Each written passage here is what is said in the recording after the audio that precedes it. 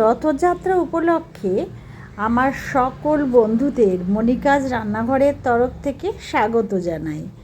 তো কে কে ঘুরলে রথে? আমি ভেবেছিলাম যেন রথে যাব, কিন্তু লাস্ট পর্যন্ত আর আমার যাওয়া হয়নি, কারণ মেয়ে আর বর এতটাই দেরি করে বাড়িতে এসেছে যে আর যাওয়া হয়নি। যাকে উল্টো রথে যাব বলে ঠিক করেছে। আর ঘরেই আমি তো পুজো করেছি। আর এই ঠাকুর এনেছিলাম আমি পুরী থেকে।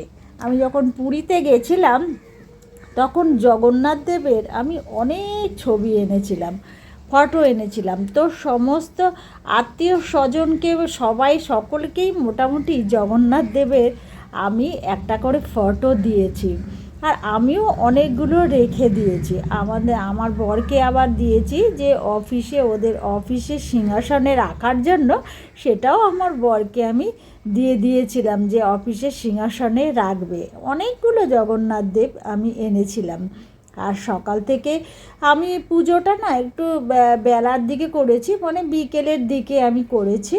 তো মেয়ে বলল, মা বিকেলের দিকেই পুজোটা করো। আমি বললাম ঠিক আছে। তাও তাড়াতাড়ি করে নিয়েছিলাম। বিকালে মোটামুটি 6টা 6:30টার মধ্যে আমার পুজোটা হয়ে গেছিলো। কারণ আমি ভেবেছিলাম যে আমি রথে ঘুরতে যাব। তো লাস্ট পর্যন্ত তো আর যাওয়া হলো না। সেই জন্য যাকে আর কিছু করার নেই, কি করব বলো, অফিসের তো বা কিছু বলারও নেই। তো আমি এখানে আম, শশা, তারপরে কলা, জগন্নাথ দেবের প্রিয় আরও এনেছিলাম খাজা, তারপরে রসগোল্লা, সবই মোটামুটি এনেছিলাম, সন্দেশ, গুজিয়া সবই মোটামুটি এনেছিলাম। আর পুজোটা না আমি ঘরে নিজেই করেছি। তো আমার বরের অফিসে পুজো করে যে ব্রাহ্মণ, তো ওনাকে বলেছিলাম একটু জগন্নাথ দেবের একটুখানি ছোট মন্ত্র কিছু লিখে দিতে। তো উনি লিখে দিয়েছিলেন যে, আর আমি সেইটা দেখেই আমি একটু পুজোটা আর কি করেছি। বলেছে এই মন্ত্রটা পাঠ করলেই হবে। তো আমি পুজো করে নিয়েছিলাম ওই মন্ত্রটা কাগজে দেখে। তো আমি এখানে এখন আম কাটছি, শশা কাটছি, কলা, সমস্ত কিছু আমি কেটে নিচ্ছি।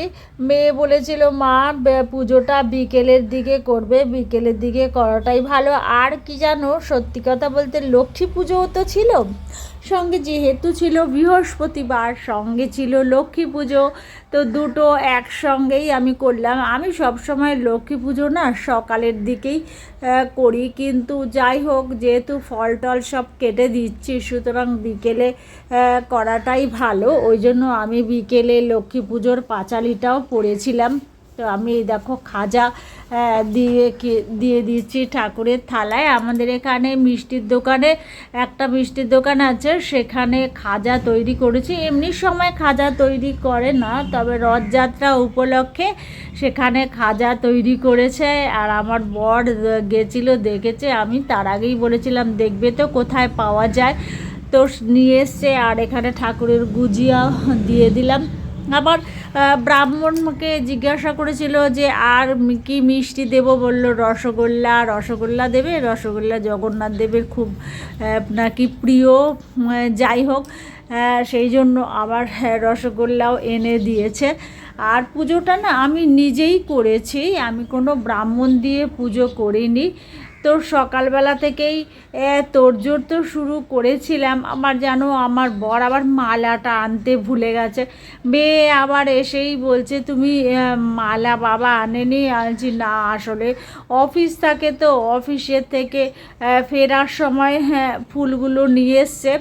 তো মালার কথা একদম ও ভুলে গেছে। আর সত্যি কথা আমি নিজেও ভুলে গেছি। যাকে আমি বললাম, কেন, আমি তো গাঁদা ফুল দিয়ে সুন্দর করে সাজিয়ে দিয়েছি, অসুবিধাটা কোথায় হয়েছে তোর? বলে কি যে না, ভালো লাগতো, তাহলে আমি জানি ভালো লাগতো, কিন্তু মালাটা আনতে ভুলে গেলে কি হবে বলো। তো আমি দেখো সমস্ত ফল সব কেটে নিয়েছি।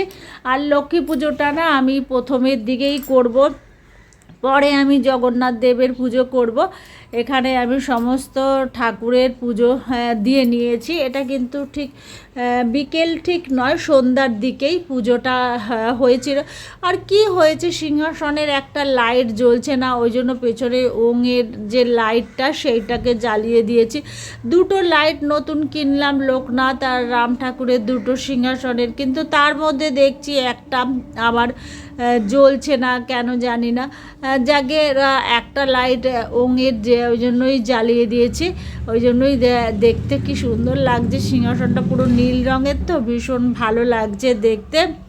বন্ধুরা কেমন লাগছে অবশ্যই জানিও। আর তোমরা কে কে রথযাত্রা উপলক্ষে বাড়িতে পুজো করেছো অবশ্যই কিন্তু জানিও আমাদের, তাহলে খুব ভালো লাগবে। ছেলেকে বললাম তুই একটু ভিডিওটা করে দে, তো ছেলে এখানে করেছে কিছু ভিডিও, আমি সব করেছি, বাদবাকি যে কয়েকটা একবার ছেলে করেছে। ও তো বলে মা আমি তো পারি না, ও একদম পারে না ভিডিওটা করতে। তা সত্ত্বেও আমি বললাম যা পারিস তাই কর, যতটা পারিস ততটাই কর। তো ও যতটা পেরেছে ততটাই ও করেছে। আর মেয়ে আর বর একটু আসতে রাত হবে, ওরা আগেই বলেছে যে আমাদের একটু আসতে রাত হবে, কারণ হচ্ছে কিছু বাজার টাজার কী করে নিয়ে আসবে। আর আমাদের এখানে যেখানে ট্রেন থেকে নামে সেখানে তো রথ হয় স্টেশনের ধারে, তো প্রচণ্ড ভিড় হয় বলে হেঁটেই আসতে হবে। এবারে সেই জন্যই বলল মা আসতে হয়তো একটু দেরি হতে পারে। আর আমি এখানে লক্ষ্মীর পাঁচালিটা পড়া হয়ে গেছে, এবার তারপরে আমি লক্ষ্মী পাঁচালি পড়ার পরে ঠাকুরকে আরতি করে তারপরে আমি জগন্নাথ দেবের মন্ত্রটা বলেছিলাম আর কি। তো দেখো তো আমার সাজানোটা কেমন হয়েছে তোমরা অবশ্যই জানিও। তো আমি উড়িষ্যায় যখন গেছিলাম না, তখন আমি জগন্নাথ দেবকে এনেছি, আমি দুবার গেছিলাম। তো আমার না ভীষণ পুরীর জায়গাটা আমাকে ভীষণ টানে, জানি মনে হয় যেন কোথাও ঘুরতে যাওয়ার নাম শুনলেই যেন মনে হয় যে পুরী থেকে ঘুরে আসি। এটা জানি না কেন, আমি আমার বরকেও বলি যে সমুদ্রটা মনে হয় আমাকে টানে আর জগন্নাথ দেব, সেই জন্য। যাক, আমার ভিডিওটা কেমন লাগলো অবশ্যই জানাবে, ভালো লাগলে লাইক শেয়ার কমেন্ট করবে, নিত্য নতুন ভিডিও পেতে আমার চ্যানেলকে সাবস্ক্রাইব করবে।